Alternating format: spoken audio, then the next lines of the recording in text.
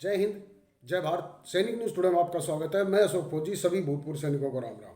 जी हाँ, आप ये देखिए, ये देश का युवा यानी देश का भविष्य, ये सड़कों के ऊपर भारतीय सेना जिंदाबाद के नारे लगा रहे हैं, अग्निवीर वापिस हो के नारे लगा रहे हैं, पुरानी भर्ती बहाल हो के नारे लगा रहे हैं। जी हाँ, ये कह रहे हैं कि हमारा सपना था, हमारे बुजुर्गों ने देश की सेवा की, हम उन्हीं का खून है, हम उन्हीं के बच्चे हैं और हमने जो है, हमारा को शौक था कि भारतीय सेना की वर्दी पहने। लेकिन कोरोना काल में इन्होंने पूरे टेस्ट पास कर लिए।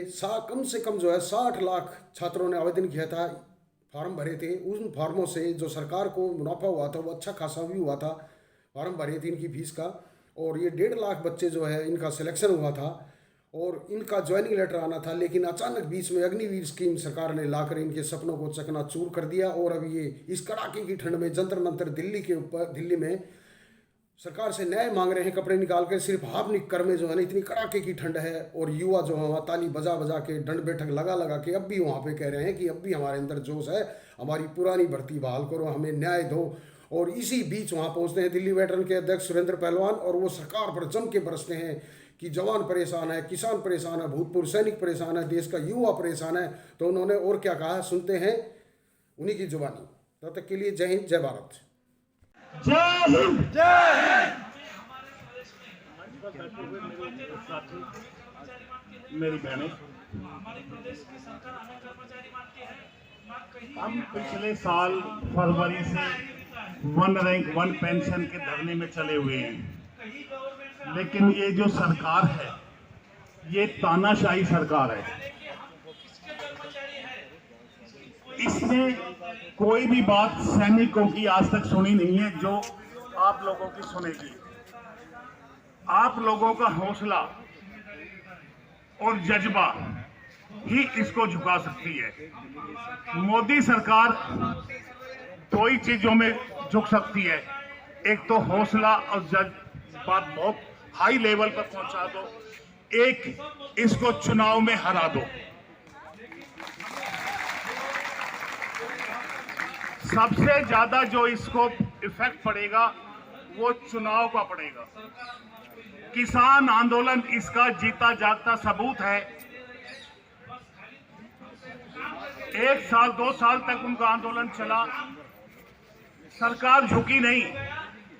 किसानों के ऊपर लाठीचार्ज हुई, पानी के फुहारे छोड़े गए, रोडों पे कीलें ठोक दी गई। लेकिन जैसे ये चुनाव हारे, एकदम से इन्होंने उनका किसान बिल वापस ले लिया। यही आपके साथ हो रहा है। अगर आप लोग चुनाव में वोट की चोट दोगे, आप लोगों की जीत हो जाएगी। जैसे आदरणीय राहुल गांधी जी ने अपने मैनिफेस्टो में आपकी डिमांड को सबसे ऊपर रख के शामिल किया है। अगर इनकी सरकार आती है तो आपको आपका हक मिलेगा, नौकरी पर भेजा जाएगा। आप मेरे दिल में ना सही, आपके दिल में लगी रहनी चाहिए और उस आग को बुझ नहीं देनी है। मैं इंडियन नेवी से रिटायर हुआ हूँ और रिटायर हुए भी मुझे 28-29 साल हो गए हैं और मेरी लाइफ पूरी स्पोर्ट्समैन की गई है। मैं जिस समय 6ठी क्लास में था जब से स्पोर्ट्स किया और 34 साल तक मैंने उम्र तक स्पोर्ट्स किया, जब तक नेवी से रिटायर नहीं हुआ। इस दौरान सर्विसेज, नेशनल और इंटरनेशनल तक हमने स्पोर्ट्स किया है, काफी गोल्ड मेडल भी जीते हैं। लेकिन इस सरकार जैसी तानाशाही सरकार आज तक नहीं देखी। तो इसको कैसे हैंडल करना है ये आप लोग अच्छी तरह से समझ चुके हो। जब एक सैनिक तैयारी करता है, कोई लड्डू नहीं थे जो आपने खाकर यहाँ के बैठ गए हैं। आपने 4 बजे और 3 बजे उठ के रोडों पे और जिस गांव में स्टेडियम में प्रैक्टिस की है, रनिंग की है, दंड बैठक भी मारी है। फिजिकल क्रैक करने के लिए। हमें मालूम है एक फौजी का फिजिकल कितना मुश्किल होता है, इन बढ़ियों को, इन बढ़िया की सरकारों को नहीं मालूम। ये बढ़िया की सरकार है, इनको मालूम नहीं एक किसान का बेटा कैसे फौज में जाता है। जितने आप लोग बैठे हैं कोई भी शहर का नहीं होगा, सारे गांव से हैं, सब किसानों के और मजदूरों को बैठे हैं। ये सरकार सिर्फ किसान मजदूरों के बच्चों को छीन रही है और बढ़िया का पेट भर रही है।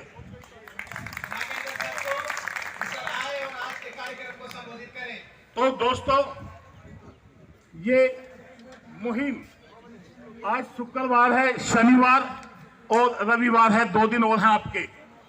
इन 2 दिनों में सोशल मीडिया पे पूरा जोर लगा दो, ज्यादा से ज्यादा भीड़ इकट्ठी हो।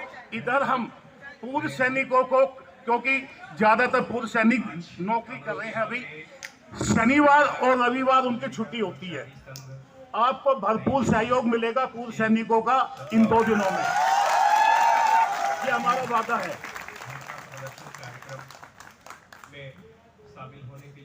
तो 2 दिनों संडे को अगर ये मीडिया, नेशनल मीडिया अगर नहीं आती है तो रविवार को इनके अगेंस्ट में कैंपेनिंग करेंगे। यार नेशनल मीडिया जब सवाल करती है तो राहुल गांधी से करती है और मोदी से कहती है हम आम काट के खाओगे, चूस के खाओगे। ये हमारी भारतीय मीडिया है। जो सवाल इन्होंने सरकार से करना चाहिए वो विपक्ष से कर रही है। मतलब यह है कि फौज की वर्दी पहन के फौज को गुमराह करने वाला ये पहला प्रधानमंत्री हमने देखा है। इससे पहले किसी प्रधानमंत्री को फौज की वर्दी तो पहनी है, लेकिन गुमराह किसी ने नहीं किया है। होली दिवाली पे जाओ, लड्डू खिलाओ, लाल किले से झूठ बोलते हैं हमने OROP दे दी। एक बार कहते हैं 90 लाख करोड़ दे दिया, और अभी कुछ दिन पहले 26 जनवरी को बोला हमने 60,000 करोड़ दे दिया। इनको अपनी जुबान पे भरोसा नहीं है।